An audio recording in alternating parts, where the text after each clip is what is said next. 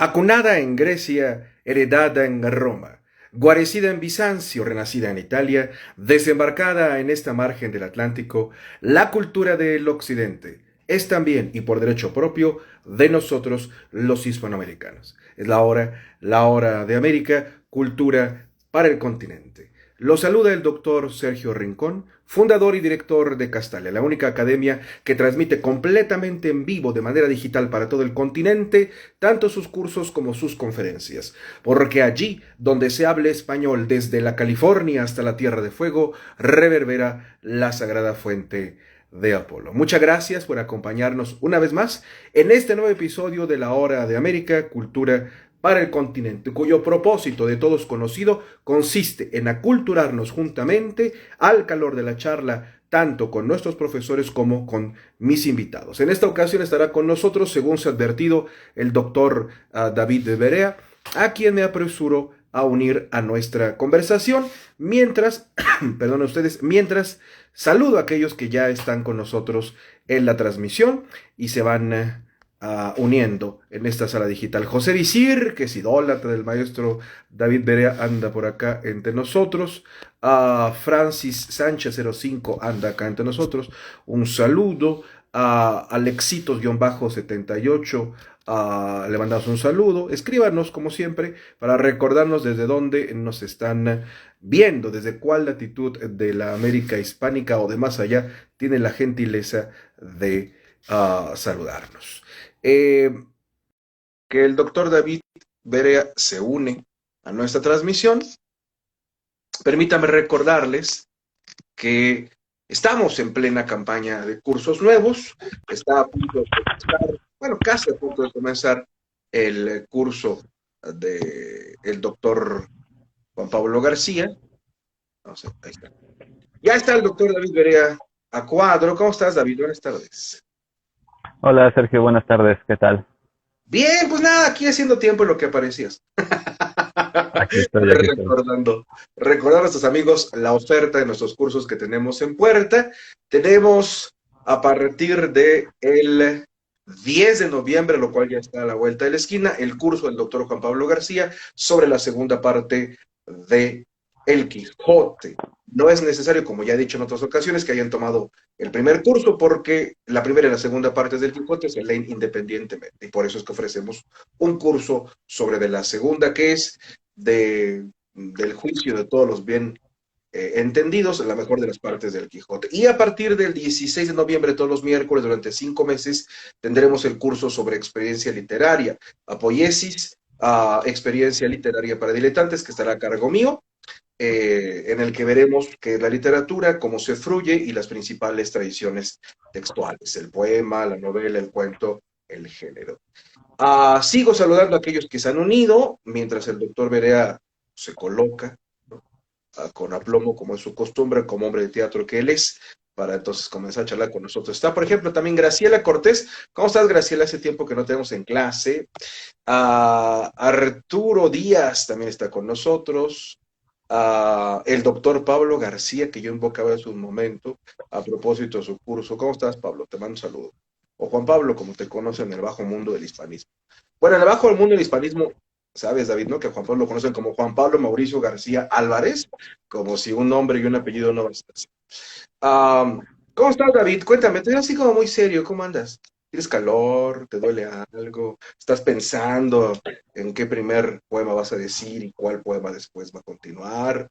A propósito de lo que me propusiste que habláramos hoy, que es la poesía de lo que así se ha llamado como el siglo de oro, de Garcilaso a Sor Juana Inés de la Cruz, lo cual no suena, es pretencioso poder decir en una hora de América algo sustantivo que vaya de Sor Juana, de Garcilaso, a Sor Juana Inés de la Cruz. ¿Cómo andas?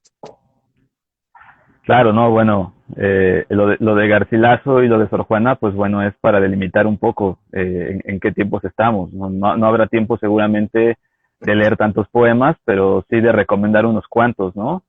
Sí, yo conozco gente Porque, que bueno, dice estudiar poesía de los siglos de oro que pues no ha leído.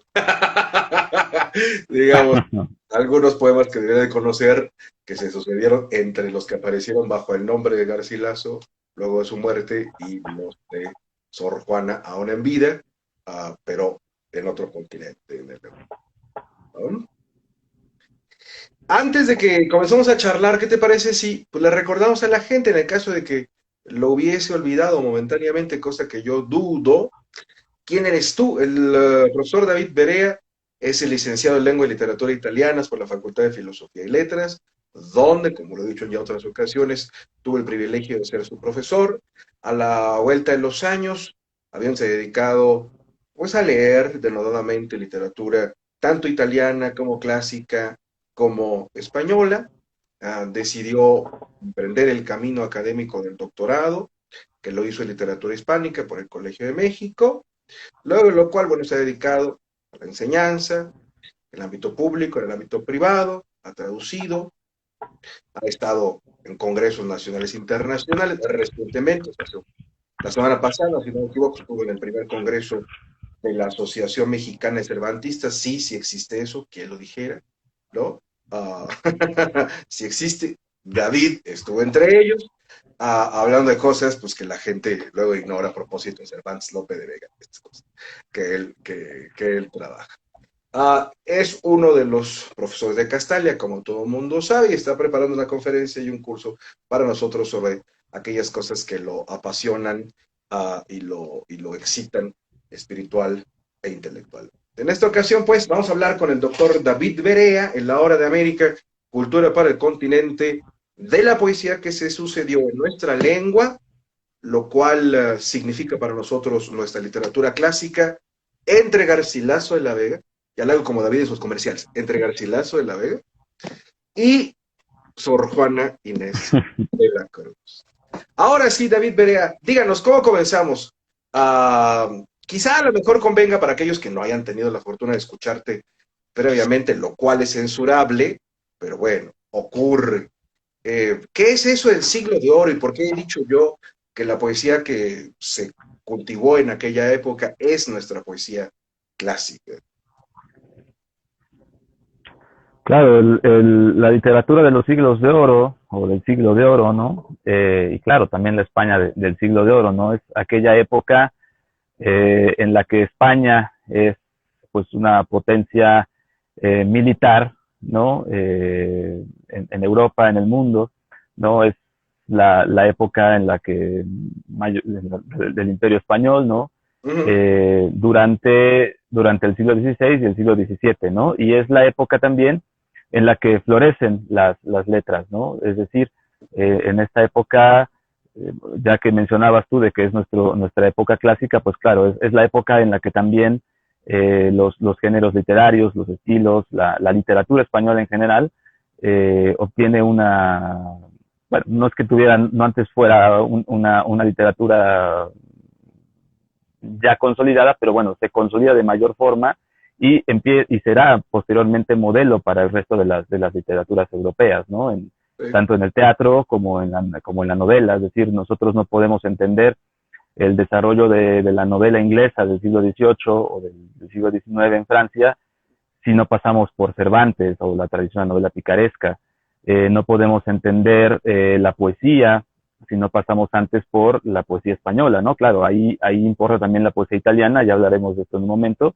Y por supuesto, no podemos entender tampoco el desarrollo del teatro francés, por ejemplo, del siglo XVII, el clasicismo, porque claro, cada país tiene su clasicismo, ¿no? Pero no podemos entender este clasicismo francés si no entendemos antes estos siglos de oro españoles, ¿no? Entonces, como en el caso de la Roma antigua de Augusto, ¿no? Es decir, se conjugan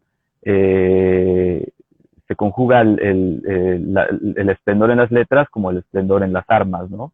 Ya hablaremos también de las armas y las letras, por ejemplo, ¿no? Entonces, pues, esencialmente, mutandis mutantis, pues eso es, Qué eso malos es, recuerdos me han traído a la memoria con esta claro, cosa latina, con esa locución. Claro, las locuciones latinas tienen problemas, el asunto es quién las usa. Eso mal recuerdo que justo te ahora David, ¿no? Porque un profesor de México de mi animadversión y viceversa. Cada vez que hablaba decía mutatis mutandis, ¿no? Entonces, bueno, era el doctor mutatis mutandis. claro. Bueno, Bueno, el latino tiene la culpa. Pero, Claro, ¿no? o sea, Entonces, claro, o según sea, avanza la cosa, por decir, según avanza la cosa, ajá. claro, o sea, digo, por decirlo de alguna manera, ¿no? De los siglos de oro para intentar acortar un poco y no quedarnos en una hora, ¿no? De los siglos de oro, sino de la poesía de los siglos de oro, pues Sí. decimos esto, ¿no? Es decir, la época de máximo esplendor en las letras y también a nivel político y militar, ¿no? Se reconocen dos etapas, la etapa de Carlos V y de Felipe II, que algunos historiadores llaman de los Austrias mayores, y después de los Austrias menores, que son la de Felipe III, Felipe IV y Carlos II, ¿no? En el que se habla de una decadencia del imperio. Bueno, esto podríamos ponerlo en duda o no, pero claro, son dos épocas distintas, con autores distintos, pero sin lugar a dudas los primeros deudores de los segundos deudores de los primeros y el mundo deudor de los segundos y de los primeros, ¿no? Eh, Ujú. entonces, pues yo creo que así lo podríamos decir brevemente, ¿no? La época de esplendor, tanto a nivel político y militar como literario, ¿no? Y hoy nos toca hablar de literatura, nos toca hablar de poesía, que es uno de los géneros, bueno, es importantísimo en esta época, ¿no? O sea, uno de los géneros más importantes, bueno, es que es la poesía, ¿no? Es decir, hoy en día quizá ya no vemos tanta poesía, ¿no? Pero en ese tiempo, pues es el pan de cada día, ¿no? Sí. Eh, entonces, pues bueno, entonces, pues mira, Ese hablábamos momento, en el, es en el momento en el que nuestra lengua ha alcanzado la madurez necesaria como para um, representar con palabras cosas que no había podido, aunque lo había intentado, aunque a causa también del impulso espiritual, es en lo que consiste entre las tradiciones literarias eso de la imitación, ¿no? Los italianos sí, habían alcanzado su primera madurez antes que otros pueblos descendientes de los romanos, en la Europa del centro, sin cuya imitación los españoles no habían alcanzado su madurez, uh, y sin lo cual, es decir, lo italiano y lo español, lo francés no había alcanzado la propia, ¿no? Entonces, digamos que el Renacimiento italiano es el primero, el Renacimiento español es el siguiente, y el Renacimiento francés es el otro que va a venir, ¿no? Y con eso estamos hablando, como sí, tú has dicho, pues del siglo XV, del siglo XVI, del siglo XVII y del siglo XVIII, ¿no? En realidad, según se considere lo italiano, lo español y lo francés en diferentes momentos, ¿no? Tú has mencionado dos nombres que son propios de nosotros que hablamos español, como Virgilio, Horacio, fueron propios de aquellos que hablaban latín a finales del siglo I antes de Cristo, que en nuestro caso son Garcilaso de la Vega, con quien tradicionalmente se ha dicho, entre los historiógrafos de nuestra tradición literaria, que se alcanza la madurez a la que yo he aludido, cuya poesía imitada va a indicar caminos que en español no se habían visto, pero que se han visto en otras tradiciones, como la italiana. Lo cual, bueno, como todo gesto, digamos, elogioso, tiene algo de verdad y tiene algo de mentira, porque Garcilaso no es el primero que intentó hacer lo que él logró hacer, pero él finalmente lo hizo. Entonces, por eso es que nosotros lo recordamos él y olvidamos casi siempre a Juan de Boscán, a cuya labor diplomática primero y, por decirlo así, literaria después, eh, es la que en realidad echa las bases de lo que luego será casi de inmediato eso que conocemos como el Renacimiento italiano o el siglo de oro. Y el de Sor Juana, que he de celebrar que lo hayas mencionado como si lo dieras como hecho no puesto a discusión, porque cuando yo era más joven y se estudiaba literatura de la poesía en los siglos de oro, pues ni siquiera se consideraba que lo que se hubiese hecho acá en la Nueva España, en México, en Perú, formase parte de la tradición peninsular, como si hubiese algo que impidiese, ¿no? Que fuese la misma cosa, es decir, una misma tradición. Y me alegra que ahora cada vez más, aunque todavía hay algunos colegas anquilosados y manuales atrasados, uh, que siguen sin considerar una sola la tradición, la trayectoria poética que va de Garcilaso, cuando menos, hasta Sor Juana, cuando menos, uh, por encima, digamos, del Atlántico, ¿no? Y yo te voy a decir que, bueno, pues eso va de Petrarca a Sor Juana, ¿no? Bajo la idea precisamente de el humanismo, el renacimiento.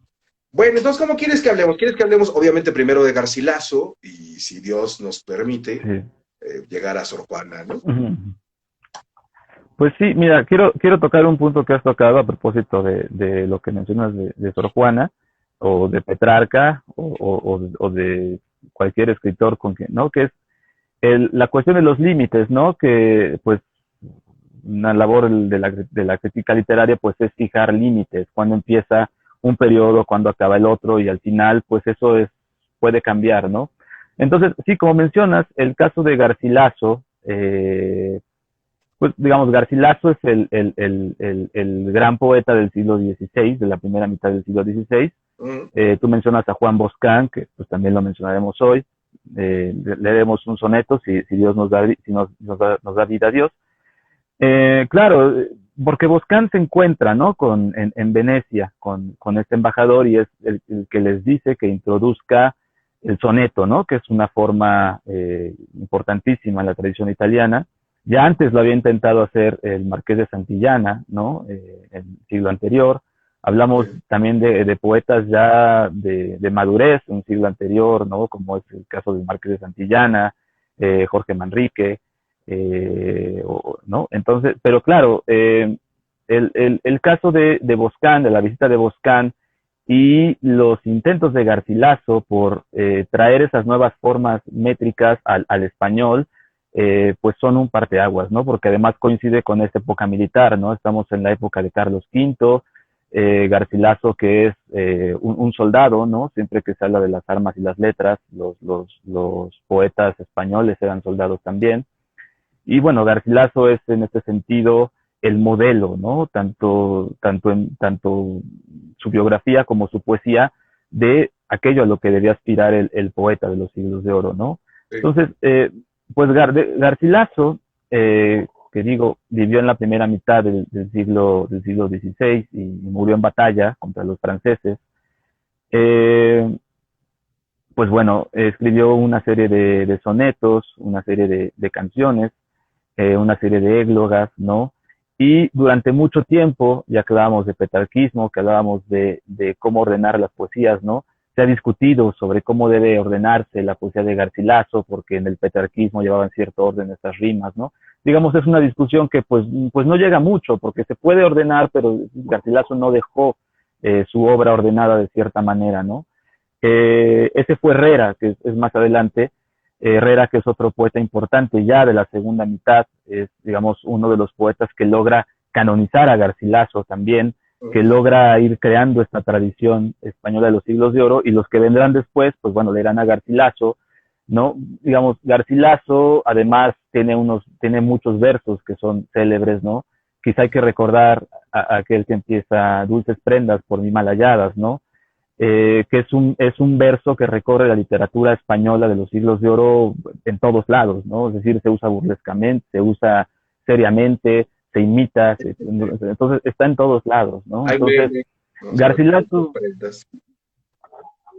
sí, entonces, claro, Garcilaso es ese primer poeta, ¿no? Digamos, pues, en esencia podría ser Boscán, o podría ser el Marqués de Santillana, si hablamos del soneto, ¿no?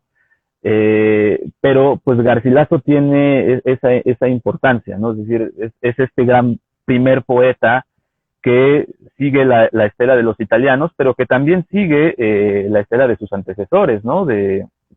Digamos, siempre se habla de que la poesía española es conceptista, y se define esto del conceptismo, y nos vamos a los cancioneros del siglo XV hablando de Santa Teresa: no muero porque no muero. Entonces, ¿cómo se puede morir y no morir, no? Digamos, son conceptos elaborados que se van haciendo, ¿no? Retóricos. Entonces, muchas veces se dice, ¿no? Es decir, Garcilaso ha logrado hacer que el soneto, que la canción, que la égloga, que todo eso que en Italia ya estaba consolidado, sonase bien en español, pero pero sin perder de vista esa tradición del siglo XV, ¿no? Mm. Eh, entonces, bueno, digamos, por eso se empieza con Garcilaso, ¿no? Sí. Ahora, Garcilaso, si hablamos del siglo XVI, pues bueno, insisto, a Garcilaso siempre se le ha dicho que nunca escribió un poema épico, ¿no? O sea, recordemos que el poema épico es esta poesía que en lugar de describir, narra, ¿no? Porque la poesía lírica describe, la épica narra, y no narraba las gestas, ¿no? De España o de algún héroe de la antigüedad. Entonces siempre se decía, ¿no? Como un gran poeta como Garcilaso no escribió un poema épico, ¿no? Pero, Pero Garcilaso, ¿quieres decir con eso que lo recriminaban en su época o poco tiempo después, o los que pretenden hacer la historia de la literatura española? pues el primero fue Herrera, ¿no? Bueno, es que Herrera hablaba de eso. Herrera decía, más bien, Herrera estaba tan enamorado de Garcilaso y de la poesía que Ah, si Herrera quería Garcilaso más. no había escrito un poema épico, si no había escrito un poema épico, pues a Herrera le parecía que no era necesario escribir un poema épico, ¿no? Pero sí está ya el mismo Lope de Vega, que vendrá varios años después y le dirá, ¿no? Dirá, bueno, pues yo voy a escribir un poema épico porque no todas las Vegas son iguales, ¿no? Entonces, a lo que voy con esto de los Sí, géneros pero de la poesía como es tú que en demostraste, el, perdón, como tú demostraste en tu tesis de doctorado, pues Lope de Vega estaba obsesionado con lo épico, pues era la categoría de su generación o de su tiempo. Le estaba pidiendo peras al olmo, ¿no? ¿Por qué Garcilaso habría tenido que componer un poema épico si ni Petrarca lo compuso en florentino? claro, sí, bueno, O sea, y las fábulas eran mitológicas, ¿no? ¿No? O sea, ¿o por qué? Pues eso en Italia estaba reservado precisamente para el latín, ¿no? Serán estos, ¿no? sí, Que hacen otra cosa que son los poemas caballerescos de los que hablamos contigo acerca de Ariosto, Boyardo y Ariosto, los que, los que se hagan con esa victoria para Italia, lo cual siempre será también cuestionable entre los italianos, ¿no? Si la épica de Boyardo y de Ariosto es épica, ¿no? Porque no está en latín, porque está en italiano, ¿no? sí, bueno, claro, o sea, esto más bien ya es una discusión del Renacimiento, de la que quizá Garcilaso no forma parte, pero sí vendrán años después poetas como Ercilla, ¿no? Que es otro, creo yo, uno de los grandes poetas de los siglos de oro, ¿no? Que escribió su Araucana, ¿no? Un poema sobre la guerra de Arauco en Chile, ¿no? Uh -huh. Y como mencionas, ¿no? Es decir, Ercilla empieza diciendo, yo no quiero cantar los caballeros ni los amores, es decir, siguiendo más a Virgilio, aún sin un Virgilio canonizado por Tasso, pero rechazando un Ariosto que es demasiado festivo, ¿no? Entonces hay intentos, entonces, pues Ercilla es otro gran poeta de este siglo, contemporáneo de este que ya mencionamos, que es Herrera, ¿no? Que Herrera sí que busca hacer un cancionero a la manera de Petrarca, es decir, con este estilo vario, ¿no? Poniendo, eh, bueno, mezclando también las formas métricas, ¿no? Y contando una historia a lo largo del canzoniere, cosa que no podríamos hacer con Garcilaso, ¿no? Es decir, Garcilaso ha escrito, se podría intentar hacer, pero en realidad pues no se llega a nada, ¿no? Y claro, otro poeta también de la generación de Ercilla y de Herrera, además de Aldana, que es otro poeta que tú estimas mucho, pero que vale la pena mencionar también a Fray Luis de León, ¿no? Fray Luis de León, que al contrario de Garcilaso, no escribe sonetos, no escribe églogas, o sea, no lo hace a la manera de los italianos, sino que va por otro lugar, ¿no? Intenta meter nuevas formas métricas, digamos, a partir de la canción italiana, que consistía en un esquema muy fijo, ¿no? Primero en Italia se rompe con Bernardo Tasso, luego lo sigue Garcilaso en la Oda 5, ¿no? O en la canción 5, y después lo hace Fray Luis de León, ¿no? Entonces, las aportaciones de Fray Luis de León a la poesía, de una poesía que intenta ser todavía más clásica métricamente, que recordar además que gran traductor, ¿no? Tradujo las bucólicas de Virgilio, tradujo Horacio, tradujo la primera de Píndaro, ¿no? Que Píndaro siempre se considera uno de los poetas griegos más difíciles de traducir, de entender, ¿no? Entonces, A propósito, es esta... perdona que te interrumpa, pero para que, espero, quede más claramente anotado para nuestros amigos. ah, Cuando hablamos de clasicismo en la literatura, a lo que nos referimos es a que una lengua en la que se pretende cultivar la literatura se parezca al latín sin dejar de ser ella misma. Es Sí, decir, que suene al latín, lo cual es absolutamente imposible, tan solo por el carácter acentual del latín y el carácter acentual de las hijas del latín, ¿no? Los romanos, como se alcanza, por ejemplo, a entrever en el caso de los que recitan poesía inglesa, pareciera que cantasen, porque las vocales no es que se alargasen, pues es que había dos tipos de vocales, ¿no? Larga y corta, y según la combinación de estas, bueno, se alcanzaban a establecer diferentes ritmos, diferentes cadencias, a la hora precisamente de la composición para la recitación. En nuestras lenguas, a pesar de que en el latín no ocurre así, nosotros no alargamos y no acortamos, nosotros golpeamos, ¿no? Es decir, aprovechamos del acento tónico y nos inventamos artificialmente otros acentos, lo cual nos permite crear medidas, ¿no? Cuyos finales se repiten más o menos de manera exacta con los finales de esas unidades, que es lo que conocemos como la rima, ¿no? Entonces, digamos que los romanos no rimaban, en estricto sentido, uh, pero componían melodías, ¿no? O sea, melodiaban, qué horror, en fin, ando muy creativo, melodiaban mientras nosotros arritmamos, ¿no? Entonces, siempre se ha pretendido en algún momento de la historia de las literaturas neolatinas que la poesía suene al latín, parezca al latín, ¿no? Con la pretensión de que al lograr que eso parezca al latín, los saberes de la latinidad iban a ser nuestros de manera definitiva, ¿no? Entonces, ahora que hablabas de Herrera primero y de Fray Luis de León después, hay que decir que en los siglos de oro, o en el siglo de oro, uh, el clasicismo de dos tipos, ¿no? O sea, el que pretende que el español parezca italiano sin dejar de ser español, y el español parezca latín sin dejar de ser español, ¿no?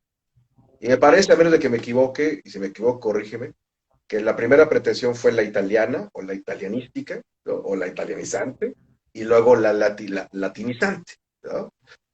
Como lo vemos en la generación de Fray Luis de León, porque como he dicho, Herrera está interesado por hacer lo que los italianos habían hecho ya hace tiempo, que Garcilaso no hizo, por la razón que haya sido, ¿no? Entonces, él cree, porque dice que Garcilaso es la regla cierta, ¿no? O sea, aquel que no mide sus versos con los de Garcilaso, pues quién sabe qué está haciendo, pero no es lo que debería de hacerse, ¿no? Entonces, para Garcilaso, perdón, para Herrera, Garcilaso le permite, ¿no? Ir al mundo italiano y hacerlo como Garcilaso, digamos, no pudo hacerlo, no porque no pudiera, sino porque, por ejemplo, la muerte lo alcanzó en el campo de batalla. Bueno, pues eres de los pocos que todavía alcanzó a ser soldado, ¿no? O más bien que era poeta cuando los, los pocos socios que tuvo en el campo de batalla se lo permitieron, ¿no?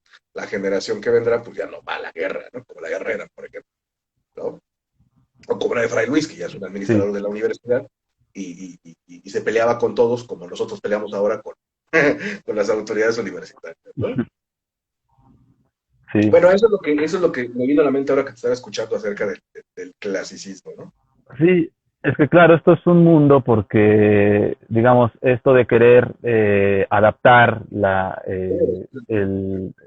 métrica, pues bueno, están ahí está Rubén Darío, ¿no? En el siglo XIX, ahí está Carducci también en Italia, ahí está Goethe con las elegías romanas, ¿no? Entonces, claro, aquí es que las, las, las, las, las formas que se usan en el siglo de oro, las que dominan en el siglo de oro, que es el soneto, la canción, y por ejemplo el terceto que se usa con las elegías, ¿no? Pues son formas que vienen de la Edad Media italiana, no vienen del clasicismo, ¿no? Por esto que tú mencionas de la diferencia entre vocales largas, vocales cortas de la antigüedad y las acentuadas y no acentuadas de nuestros idiomas neolatinos, ¿no? Entonces, claro, se trata todo el clasicismo de, al menos el de los siglos de oro, de buscar correspondencias, es decir, una elegía, nosotros no podemos hacer dísticos elegíacos, pero podemos usar el terceto dantesco y le ponemos elegía, ¿no?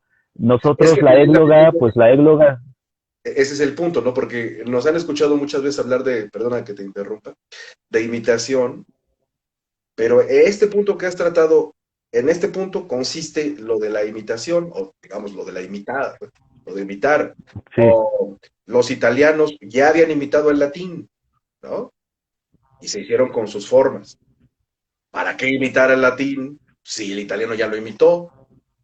Pues imitemos a los italianos que ya lo lograron, ¿no? O sea, ellos han claro, cortado el camino, si no España le habría tomado todavía mucho más tiempo llegar a la primera madurez, ¿no? En realidad, y luego los sí, franceses aprovechan de eso.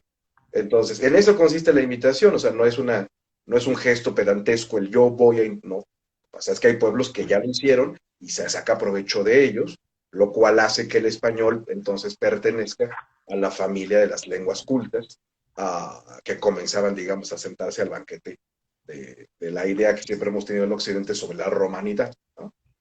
Entonces, sí. de ahí la importancia, como tú has dicho, de Garcilaso, es decir, Garcilaso acortó el camino que de otra manera, pues a lo mejor todavía André, no creo, pero a lo mejor pues todavía se tendría que haber andado un poco más, ¿no?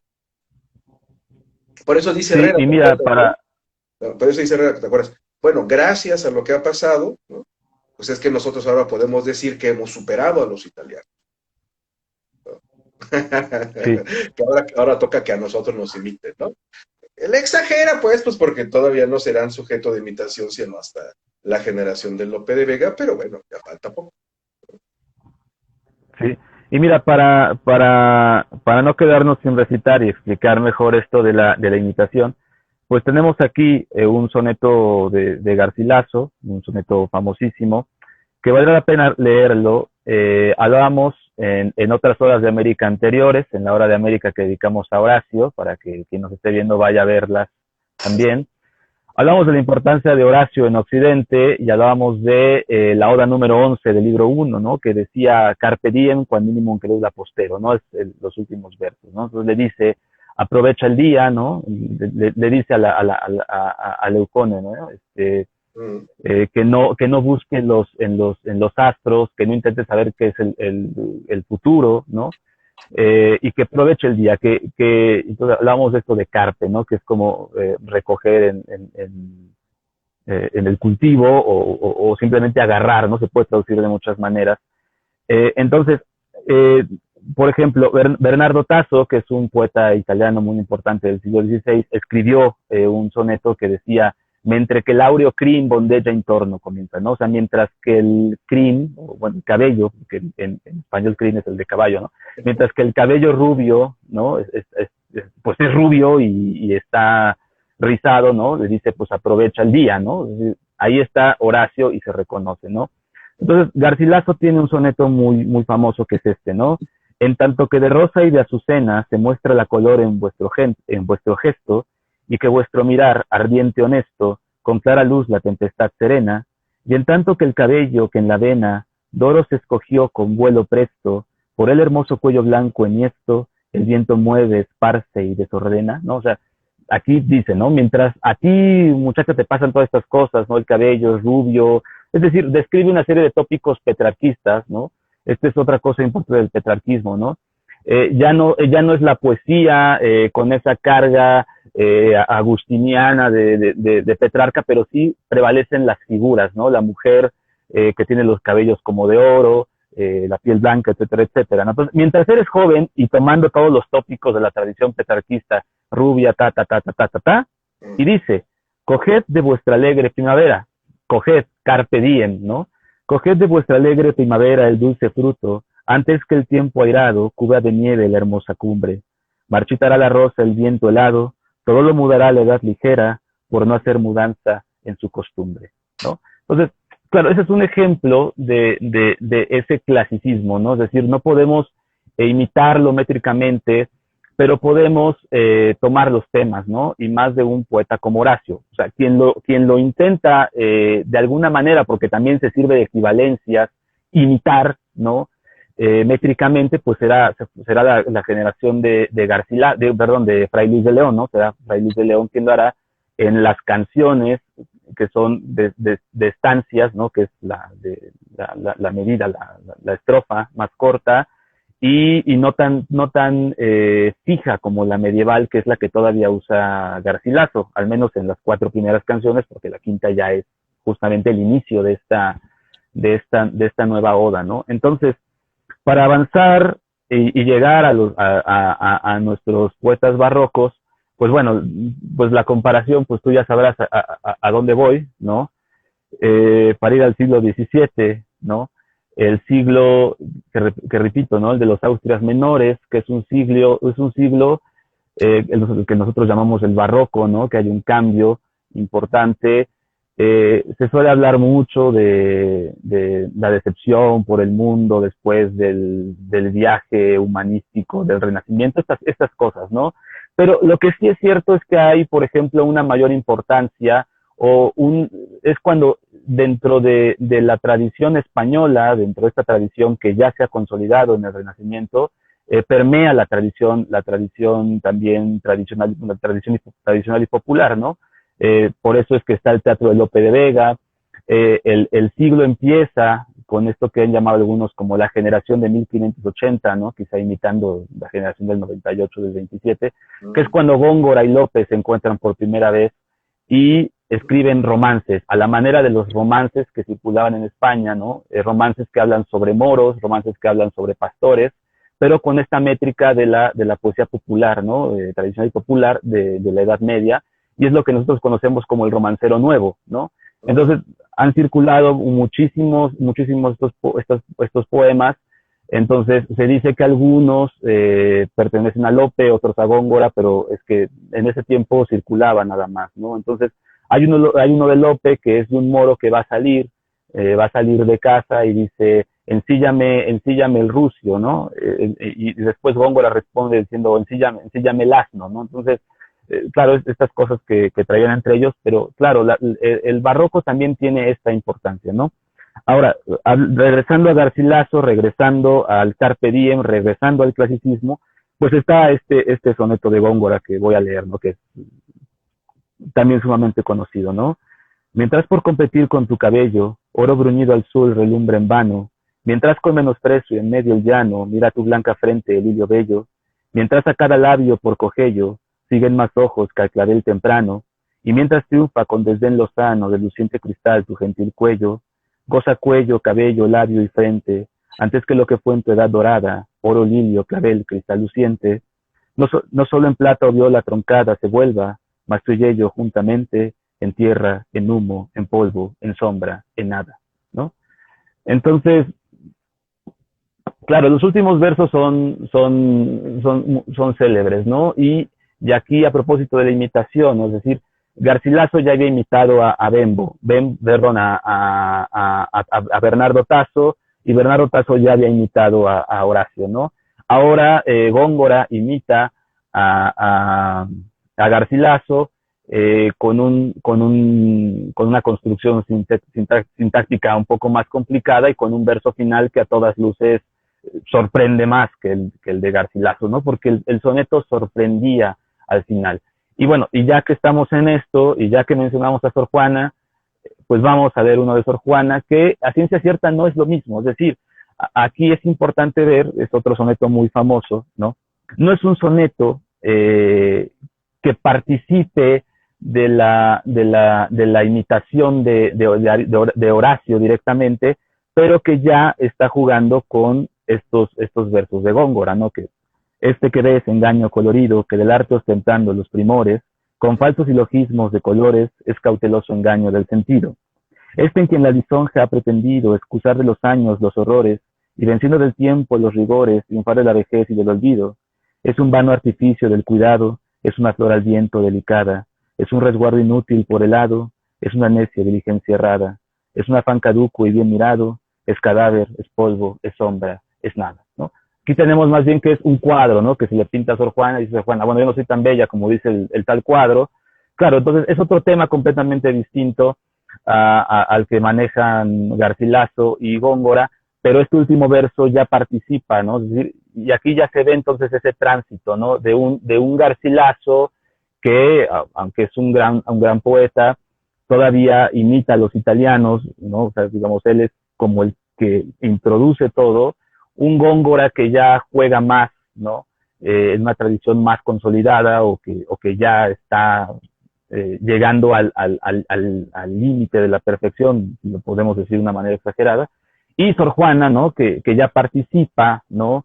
De una tradición consolidada, es decir, Garcilaso tuvo que enfrentarse a Cristóbal de Castillejo, que no quería los metros italianos.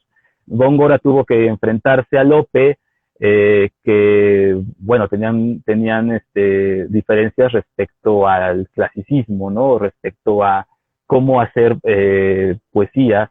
Y bueno, y también tuvo que enfrentarse en el teatro Lope a Calderón, aunque son más grande Lope, ¿no? Y Sor Juana, digamos, Calderón no tiene que enfrentarse a nadie, o sea, Calderón entiende que para él funciona el lenguaje gongorino y funciona el sistema dramático de Lope de Vega. Para Sor Juana funciona ya el sistema dramático de Calderón, en el que ya está Lope y Góngora, y funciona Góngora, ¿no? Entonces ya está una tradición fija, ¿no? Entonces, ese es ese tránsito de este siglo de oro, de estos siglos de oro, en los que vemos como de un Garcilaso a un muy italianizante, o de un Herrera, que es, creo yo, aún más italianizante, se llega por conducto de los poetas del siglo XVII, sobre todo Lope y Góngora, y por conducto también de cómo va permeando la tradición hispánica autóctona, ¿no? O sea, lo medieval, lo popular, ¿no? Y finalmente llegamos a Sor Juana, ¿no? Es decir, Sor Juana que es capaz de escribir villancicos y sonetos, ¿no? Con el villancico es una forma típicamente de la tradición medieval, lo mismo Góngora que escribe letrillas, ¿no? O Lope que escribe romances, ¿no? Esto que llamábamos el romancero viejo. Y qué otra cosa importante también que decir a propósito de estos poetas y de la versatilidad de estos poetas, es también los registros, ¿no? El burlesco, el serio, ¿no? Y la poesía que también se clasifica por temas, ¿no? Es decir, lo que nosotros pensamos siempre con la poesía es la poesía amorosa, ¿no? Pero también tenemos poesía moral, tenemos poesía heroica, ¿no? Que habla de las gestas, ¿no? Es famosa la canción de Herrera a la batalla de Lepanto, ¿no? Y tenemos también poesía que se burla de estos tópicos, ¿no? La poesía antipetrarquista que ya circula en Italia desde antes de ellos, ¿no? Con Pietro Aretino, con Francesco Berni, y que llega también, sobre todo un autor como Francisco de Quevedo. Y bueno, aquí quisiera leer otros cuantos sonetos. Eh, bueno, si no quieres decir algo. O... No, estoy escuchando la clase. Ah, muy bien. Bueno, Sí, acerca de nada más. eso es que lo que voy a decir son curiosidades, ¿no? Ah, Sí, pero eso que se celebra como una victoria, ah, por lo que toca a cómo poder rematar un soneto en el que se ha diseminado y luego se recoge lo que se diseminó, es decir, en un verso plurimembre, tacatá, tacatá, tacatá. Eso es de Aldana. Aldana es el primero que lo hace, ¿no? ah, muy bien. Aldana, Aldana está, yo no sé, digo, en realidad no se puede saber, digo, eso también ya es una pretensión. Decir que Góngora imita a Aldana, por ejemplo, allí, a propósito del remate. Lo cierto es que Aldana ya remataba así algunos de sus sonetos, pero como entre los críticos literarios Aldana está hace años en el olvido, pues hay Sí, cosas que parecen absolutamente novedosas, ¿no? Hay antecedentes de eso.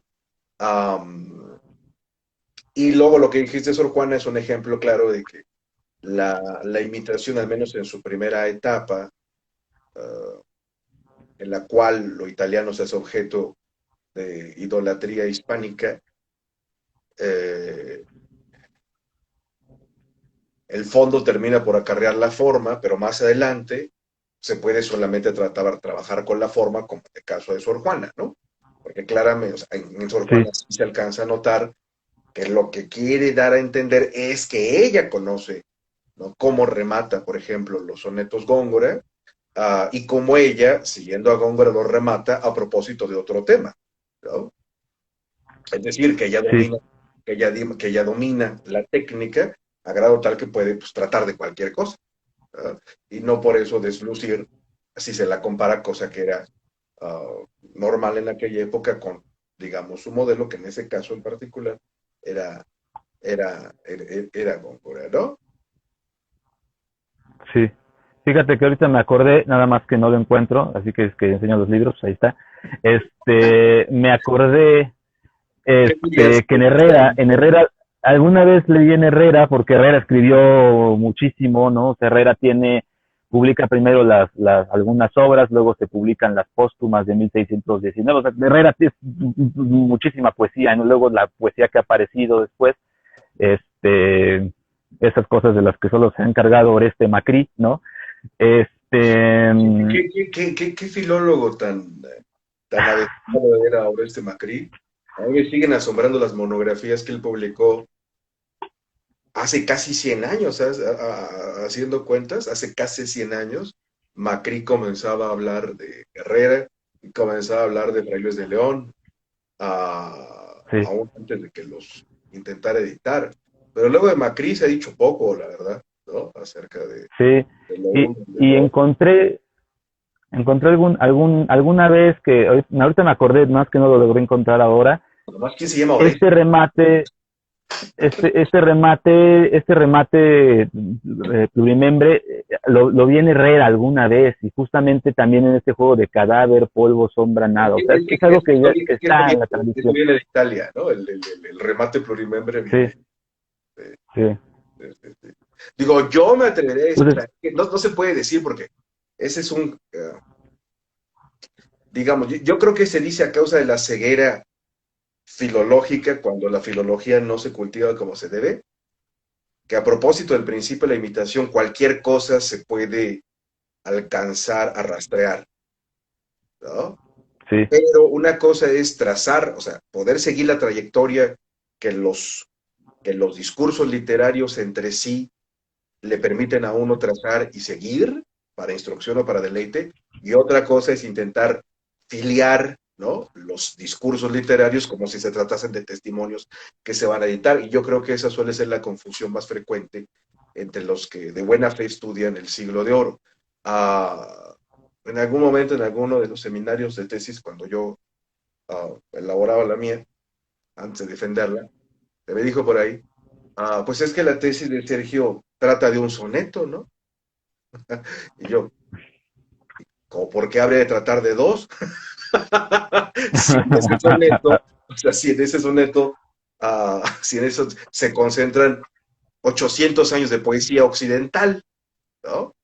Entonces, sí, yo lo que quería demostrar, que ahora me doy cuenta que quizá para videos como tú no era necesario, no porque dicen de Garcilaso a Sor Juana, pero como yo me entrenaba, yo me encontraba con de Garcilaso y se acabó, ¿no? Nunca se llegaba a Sor sí, Juana, ni a la Torre lo había hecho notar desde los años 80, que pues, Terrazas, el primer poeta novohispano, pues era exótico, curioso, catalogable, porque era novohispano, no porque fuera poeta, ¿no? Ni porque claramente lo que él escribió se ve que leyó, que quería que la gente entendiese de lo que había leído. Entonces, mi tesis esencialmente es sobre un poema, un soneto de Terrazas, y lo demás es, pues porque me obligaron, porque hay gente obtusa que me dijo, bueno, pues es que cómo te voy a autorizar tu tesis, pues si nada más es de un soneto, pues es que pues yo estoy demostrando cómo, ¿no?, se componía la poesía entonces y cómo se fruía la poesía entonces y cómo entonces sí se puede hablar de una sola tradición, de la italiana y de la española en ese preciso momento, en lo cual participa Terrazas, ¿no? Pero bueno, pues esas ya son otras. Pero me da gusto que para ti Sí, sea como un hecho no puesto a discusión ir sobre de Garcilaso a Sor Juana, ¿no? sí, Dice entonces, el nada siguiente, más, que dice, del Herrero, creo. Ah, no, es que, perdón, está leyendo, dice arriba. De Herrera, Poncho o el Piojo Herrera. Digamos que de Herrera. digamos, digamos que sí. Mientras no sea del Canelo, está bien. O de alguna otra cosa.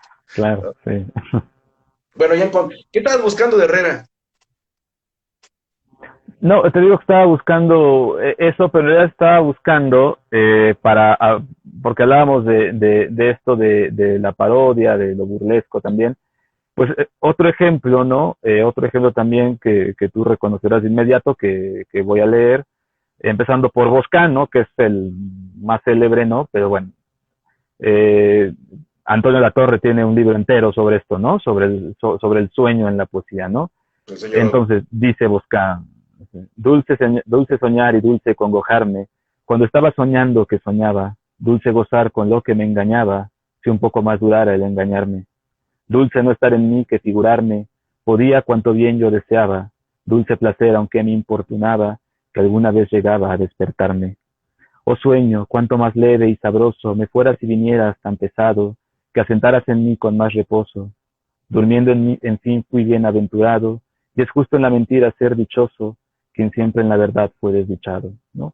Aquí, pues se reconocería otro modelo italiano, ¿no? Que es el de Pietro Bembo, eh, o dolce sogno che dolcemente mi hai furato del mio mal posto in oblio, da qual porta del ciel cortese pío scendesti a rallegrar un dolorato, ¿no? Bueno, hasta ahí me sé. Entonces, pero claro, está ahí el Bembo, ¿no? Y está esta tradición española fraguándose sobre los italianos. Y luego, a propósito de esta otra contraparte de las parodias, ¿no? Tenemos este de Quevedo, ¿no? Que pues evidentemente está retomando al de Boscán muchos años después, ¿no? Y dice, empieza así, ¿no? Ay, Floralba, soñé que te, dirélo, sí, pues qué sueño fue, que te gozaba. ¿Y quién sino un amante que soñaba juntar a tanto infierno, a tanto cielo? Mis llamas con tu nieve y con tu hielo, cual suele opuestas flechas de su aljaba, mezclaba amor y honesto las mezclaba como mi adoración en su desvelo. Y dije, quiera amor, quiera mi suerte, que nunca duerma yo si estoy despierto, y que si duermo, que jamás despierte. Mas desperté del dulce desconcierto, y vi que estuve vivo con la muerte, y vi que con la vida estaba muerto. ¿No? Es decir, el, eh, o sea, el inicio de entrada es un inicio, bueno, soñé que te diré lo, ¿no? O sea, es un inicio, pues bueno, que más bien invoca la risa, ¿no? Pero el final, que parece que a Quevedo se le va olvidando la risa hacia el final del soneto, bueno, el final se ve una vez más este cambio que vimos de Garcilaso a Góngora, ahora lo vemos de Boscana a Quevedo, ¿no? Es decir, intentar superar el modelo con remates más agudos, ¿no? Entonces, bueno, ese es otro ejemplo de esta evolución de la poesía, ¿no? Y así tenemos muchos más, ¿no? Tenemos al mismo Lope, ¿no? Que escribe primero sus rimas y después escribe sus rimas sacras, ¿no? Donde tiene esta poesía moral como la de Quevedo, ¿no? Que dice, cerrar podrá mis ojos la postrera sombra que me llevara el blanco día, y podrá desatar ahora esta alma mía, su afán ansiosa, lisonjera. Manuel es otra parte en la ribera, ¿no? Y sigue y sigue y sigue hasta que dice, polvo será más polvo enamorado, ¿no? Entonces, aquí el Quevedo pues está jugando también con esta poesía entre moral y amorosa, porque tampoco hay límites, ¿no? O sea, nosotros como críticos literarios ponemos esos límites, ¿no? Quevedo dejó instrucciones de cómo publicar su Parnaso, que no se publicó al final con estos límites, pero son límites muy, muy, muy, ¿no? Se pueden romper fácilmente. Entonces está entre lo amoroso, entre lo moral, de un poeta como Quevedo. Entonces Lope participa de esto con sus rimas primero, que se le llaman rimas simplemente, es donde viene aquel soneto de desmayarse, atreverse, estar furioso, esto es amor, quien lo probó lo sabe. Y después vienen las rimas sacras, ¿no? Donde vemos a un Lope más moral. Quisiera leer un soneto de Lope que me gusta mucho, que es este Lope, ¿no? Entro en mí mismo para verme y dentro hallo, ay de mí, con la razón postrada, una loca república alterada, tanto que apenas los umbrales entro. Al apetito sensitivo encuentro, de quien la voluntad mal respetada se queja al cielo y de su fuerza armada conduce el alma al verdadero centro. La virtud como el arte hallarte suele, cerca de lo difícil, y así pienso, que el cuerpo en el castigo se desvele, muera el ardor del apetito intenso, porque la voluntad al centro vuele, capaz potencia de su bien inmenso, ¿no? Entonces, vemos, es otro registro completamente distinto a la poesía amorosa, ¿no? Y luego tenemos a ese Lope final de las rimas humanas y divinas del licenciado Tomé de Burguillos, donde juega con Tomé de Burguillos, que es el que escribe, ¿no? Como podríamos pensar que Cervantes juega en la novela con Silvia Mete Benengeli, ¿no? ¿Quién escribió El Quijote? Pues Silvia Mete Benengeli. ¿Quién escribió el soneto de la pulga? Pues el licenciado Tomé de Burguillos. Lope no fue. Lope juntó las rimas como Cervantes juntó los. Entonces, por ejemplo, vamos a leerlo rápidamente, ¿no? Teníamos, por ejemplo, que Petrarca decía, ¿cuándo se enamoró, no? Entonces nos contaba cuándo se enamoró, cuándo vio a la mujer por primera vez. Entonces, aquí López sí se va construyendo un cancionero a la manera de Petrarca, ¿no? Pero, a ver, vamos a ver, por ejemplo, bien puedo yo pintar una hermosura y de otras 5 retratar a Helena, pues a Filis también siendo morena, Ángel Lope llamó de nieve pura. Bien puedo yo fingir una escultura que disculpe mi amor y en dulce vena, convertir a Filena en Filomena, brillando claros en la sombra oscura. Mas puede ser que algún lector extrañe estas musas de amor hiperbóleas y viéndola después se desengañe. Pues si has de hallar algunas partes feas, Juana, no quiera Dios que nadie engañe, basta que para mí tan linda seas, ¿no? Pues, o sea, digamos, es ya el Petrarca desmitificado, ¿no? Entonces, está como en Petrarca el día que encontró a la mujer, ¿no? Que dice, bueno, yo a Juana no me la encontré en la iglesia, como Petrarca, ¿no? Dice Petrarca, ¿no? Era el giorno que al sol ciscoloraro perpietade el sue factori rai, ¿no? Era el día en el que, sí, y aquí no, aquí dice, bueno, yo estaba lavando en el río y la vi y me enamoré, ¿no?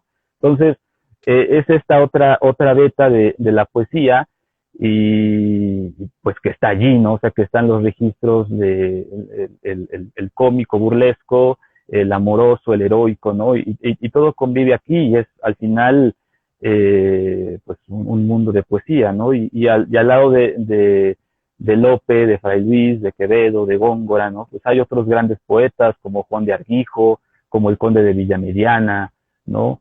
Entonces, bueno, es también un mundo de poesía, ¿no? O sea, nosotros conocemos sobre todo estos autores más famosos y la verdad es que a veces los conocemos por antologías, ¿no? Es decir, tampoco es que conozcamos toda la poesía de Quevedo, ¿no? Entonces esto llega a pasar muchas veces, ¿no? Pero pues claro, es que es un siglo rico, como decíamos, ¿no? Es el siglo de oro, ¿no? Y bueno, pues ya quisiera nada más leer un último soneto, pero sin ninguna razón, nada más lo quiero leer. ¿Cuál otra razón más importante tendría que haber que esa? Ninguna. Hay un escritor que de los siglos de oro que decía que Dios no quiso darle la facilidad de escribir versos. También Lope diría que no le dio la facilidad de escribir teatro, pero bueno, este señor se llama Miguel de Cervantes. Y en La Gitanilla tiene un soneto que, bueno, es considerado uno de los grandes sonetos de la historia de la literatura española. Entonces creo que valdría la pena leerlo, ¿no? Entonces, dice así. Cuando preciosa el panderete toca y hiere el dulce son los aires vanos, perlas son que derrama con las manos, flores son que despide de la boca. Suspensa el alma y la cordura loca, queda los dulces actos sobrehumanos, que de limpios, de honestos y de sanos, su fama al cielo levantando toca. Colgadas del amor de sus cabellos, mil almas lleva y a sus plantas tiene, amor rendidas una y otra flecha. Ciega y alumbra con sus soles bellos, su imperio amor por ellas le mantiene, y aún más grandezas de su ser sospecha, ¿no? Claro, este soneto está insertado en una novela ejemplar, en La Gitanilla, ¿no? Se entiende mejor si leemos la novela, pero es, pues bueno, es un soneto que ha pasado, que es considerado uno de los mejores sonetos de la literatura española junto a aquel del Ciprés de Silos de Gerardo Diego, ¿no? Pero bueno, pues ya son cosas de gusto y de cosas, ¿no? Bueno, Pero bueno, pues habría que conocer las razones según las cuales se pondera de esa manera este y aquel, ¿no? sí. Porque ya Y quedó pues claro, bueno, pues porque ya quedó claro, por ejemplo, en el caso de Calderón, que los sonetos sin contexto, pues son composiciones poco lúcidas, ¿no? claro, que lucen muchísimo en el teatro, pero que si las sacamos de contexto, Claro, están supeditadas pues a sí, otra cosa, ¿no? Ajá. Porque el soneto tiene que vivir por sí mismo. Si no, pues no es, si no, pues no es un soneto, sí. ¿no? Y Ah, pues, y pues ya para, bueno, nada más quería decir que ya para terminar, nada más voy a hacer una mención, porque no hice una mención y creo que es algo muy importante en los siglos de oro. Mencionamos la poesía amorosa, heroica, mencionamos la épica, mencionamos a Sor Juana, ¿no? Tú mencionaste a Terrazas, por ahí hubiéramos mencionado quizá a otro autor que sí nació en España, pero como murió en Nueva España, pues ya es novohispano como Gutiérrez de Cetina, ¿no? En fin, eh, pero faltó mencionar que en el siglo XVI, antes de esta poesía moral, hubo también una vertiente más, ¿no? Hablamos de un Garcilaso que fue muchas veces escrito a lo divino, ¿no? Y que mencionamos el Lope divino, el Lope humano, y antes un Garcilaso que se reescribían, ¿no? Se reescribía Garcilaso, no lo hacía Garcilaso, lo hacía alguien más, de forma en la que este petarquismo pudiera significar algo religiosamente, ¿no? Y hay que mencionar, claro está, ya que mencionamos a Fray Luis, ya que mencionamos a Herrera, ¿no? Que son poetas de primer orden, pues mencionar otro poeta de primer orden como es San Juan de la Cruz, ¿no? Que es un poeta místico, claro, también Santa Teresa, ¿no? Santa Teresa y San Juan de la Cruz como poetas místicos, eh, donde está presente esta poesía petrarquista que lleva a otros fines, ¿no? A fines religiosos, ¿no? También Fray Luis de León participó de esto, ¿no? Tradujo el Cantar de los Cantares en octavas, ¿no? Y claro que yo, es una poesía importantísima, yo ¿no? O sea, sí. Entonces, pues bueno, no quería terminar sin mencionar a San Juan de la Cruz, que creo, bueno, ya Santa Teresa, insisto también, Santa Teresa es una gran poeta, pero bueno, a mí me gusta mucho San Juan de la Cruz, no quería al menos decir, pues existe San Juan de la Cruz, váyase a leer a San Juan de la Cruz, ¿no? Y bueno, la poesía eso, erótica ¿no? española, pues es la mística, ¿no? San Juan, Sí, Santa Teresa, ¿no? O sea, no hay mucho no hay mucho más que se pueda decir sobre eso. Es decir, la poesía erótica es esa, aunque la llamamos mística, ¿no? Ahí está, sí, ¿no? Am, y yo creo que no hay que despedirnos sin pedir a nuestro público, que gentilmente nos sigue, am, que retenga algo. Las, las riquezas que alguna vez fueron de otro pueblo, el italiano, son nuestras, es decir, de nosotros los hispanoamericanos, porque alguien libró, por decirlo así, una batalla, ¿no? Con el propósito de que en una lengua en la que no se había ritmado nunca antes, se ritmara. Esa sí, batalla se debe a Garcilaso. Entonces, uh, si alguien, digamos, es digno de considerarse el Jacob de la poesía española, ¿no? es decir, el que luchó con el ángel para que luego de una noche habiéndolo agotado lo bendijese, es Garcilaso, porque claramente se ve cómo lo que nos ofrece bajo la forma del soneto, bajo la forma de la canción o bajo la forma de la égloga,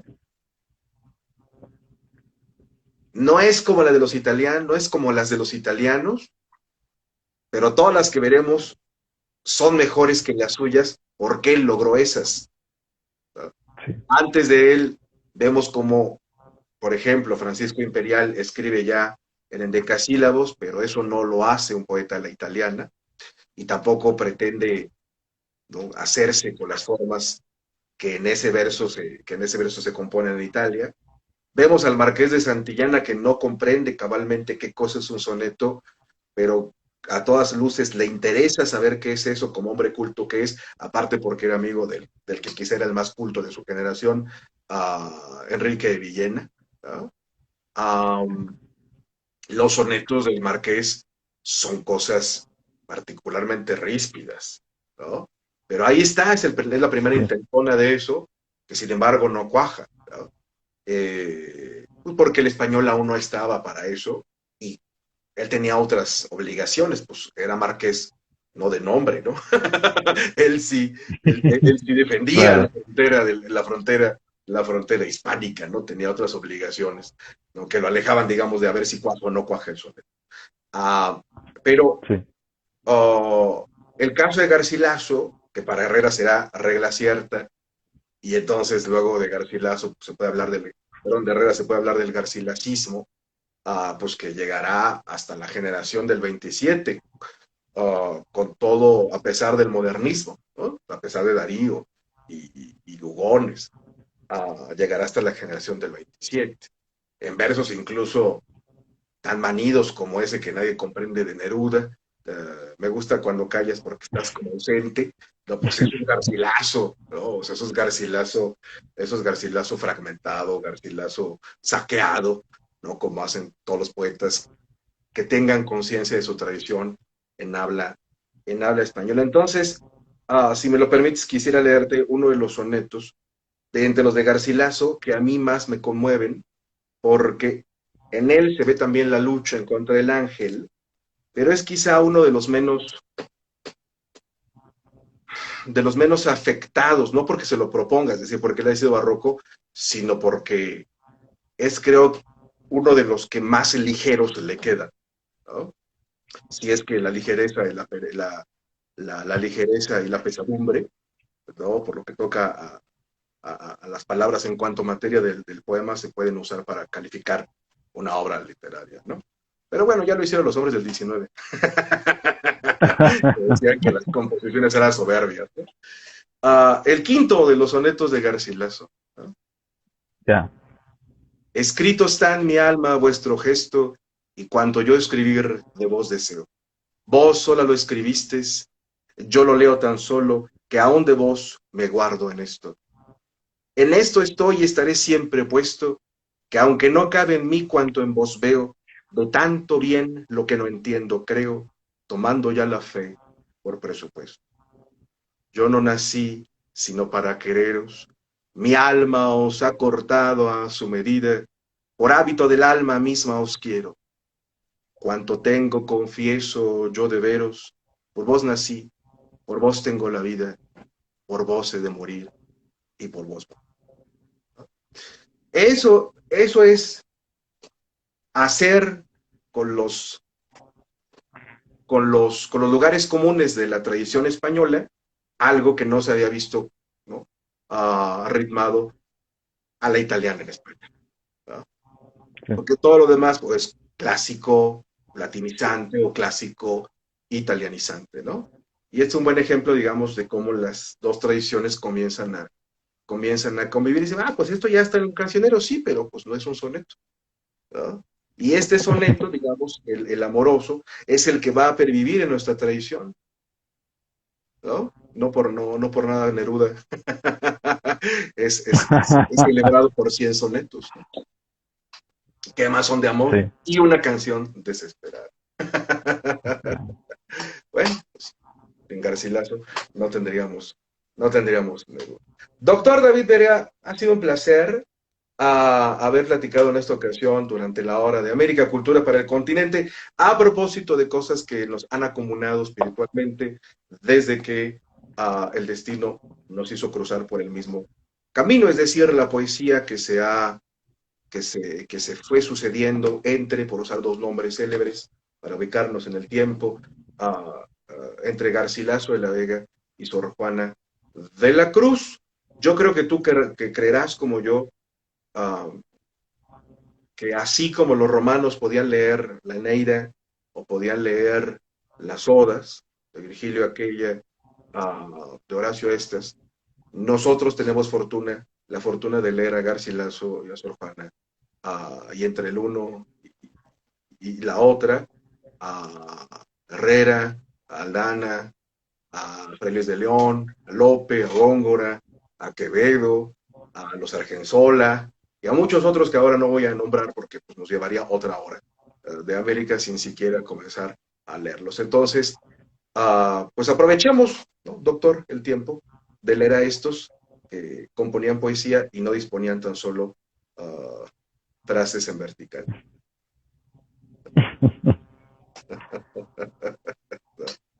Pues sí, ha sido un gusto hablar contigo de poesía. Y bueno, pues ya seguiremos haciéndolo. Se lo perderán los de la hora de América porque no podemos transmitir siempre que uno está hablando de poesía, pero bueno, ya habrá ocasión de que nos acompañen en cursos, en conferencias y bueno, Sí, pues nos veremos pronto entonces. Rey-Pea, muchas gracias por compartir, al contrario, por escuchar lo que creemos que merece la pena compartirse. No se pierda el curso de Juan Pablo García sobre la segunda parte del Quijote. El mío está mal que lo diga, pero bueno, pues yo soy el que hago los anuncios.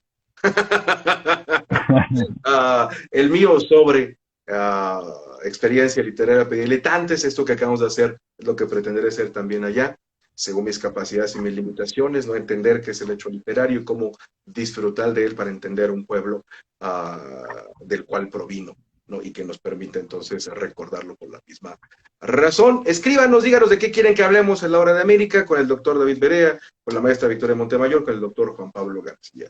Maestro Berea, díganos un verso que usted se sepa de memoria de Lope de Vega con el que ha dormido durante años. ¿Con el que he dormido durante años? No, pues ya te leí el soneto completo, ese que dice, hallo dentro de mí una loca república alterada. Con eso déjalo así. Es decir, si ustedes tienen así, queridos amigos, un individuo que les simpatice, pregúntenle por su verso, ¿no? Así como, no, digamos. No, claro. Hace rato que mencionaste Garcilaso, hay un... ¿Cuál es tu verso de... ¿Qué verso de Lope te definiría a ti? Es decir, si David Berea fuese un verso de Lope de Vega, ¿no? Así como si fuera tu espectro patrón o como tu sombra, tu otro yo. Este es mi verso. Esto soy yo. Bueno, a lo mejor no es de Lope de Vega, yo no sé. pensaba que es de Lope de Vega, pero o sea. No, es que más bien te iba a decir hace rato que tengo un soneto de Garcilaso que me encanta, que es el 26, que me lo sé más o menos y ese soneto me ha acompañado mucho, ¿no? Que empieza diciendo, estoy continuo en lágrimas bañado, rompiendo siempre el aire con suspiros, y más me duele el no ser deciros que he llegado por vos a tal estado, que viéndome dostoy en los que hayan dado, por el oscuro camino he de seguiros, si me quiero tornar por oíros desmayo, miro atrás lo que he dejado, y cuando quiero subir a la alta cumbre, a cada rato espantan ejemplos tristes de los que han caído. Sobre todo, me falta la luz de la esperanza, con que solía andar por la oscura región de vuestro olvido, ¿no? Bueno, es que ese soneto me gusta mucho, me lo sé, no sé si me define a mí, pero bueno, es un soneto que me gusta, ¿no? Pero yo entiendo, pero te fuiste por la tangente, yo te pregunté por tu verso. No, pues es que no tengo uno. Barato, pero tú eres famoso, tienes que estar acostumbrado a ese tipo de preguntas, ¿no? Mira, aquí nos dice Rey Pea, de mis soledades voy. Y a mis soledades Ese es un muy buen verso. Ándale. Está muy bien. Quedémonos con ese.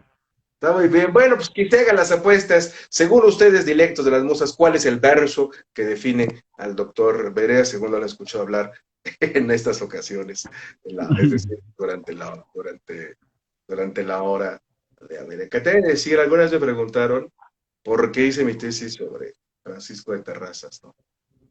A lo cual no puede constar de inmediato, sino mucho tiempo después, ya incluso había hecho el doctorado, me había graduado. Y de repente me cayó, ¿no? Y es un verso del que nunca hablé, ¿no? Aquel que dice, ah, la fuerza del deseo me adiestra continuo a lo imposible y lo procura. ¿No? Y cuando era joven, ¿no? Más patético, pues, era uno de Sor Juana. Ah, poco importa volar brazos y pecho si te labra prisión, mi fantasía. ¿No? Pero ese verso me rescató, ¿no?